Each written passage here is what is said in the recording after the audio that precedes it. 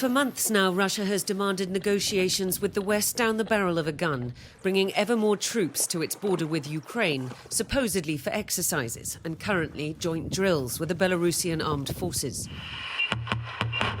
And now too, the country's strategic deterrence forces on display. In other words, nuclear drills, a massive show of strength from the world's largest nuclear power.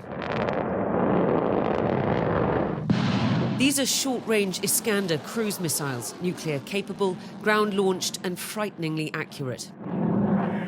And the air-launched Kinzhal hypersonic cruise missile, which can also carry nuclear warheads, with Russia leading the way in hypersonic missile technology.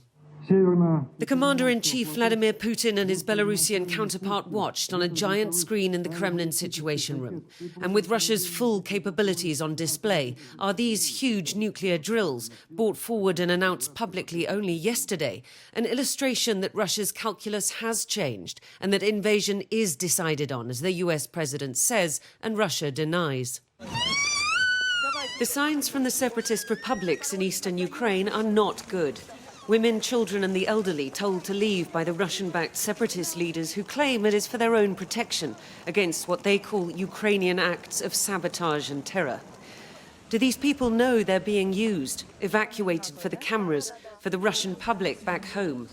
Willfully separated from families and from their homes by a foreign power to illustrate a threat which does not exist, but which Russia can use as a pretext for war.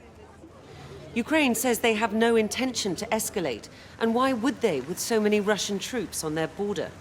Russia now claims shells supposedly from Ukrainian forces have landed in their territory. The Ukrainians deny it.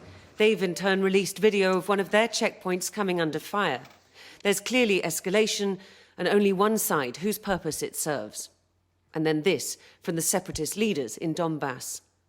We should unite all our efforts. I call on my fellow countrymen, reservists, to report to mobilization offices. Today I have signed a decree on general mobilization.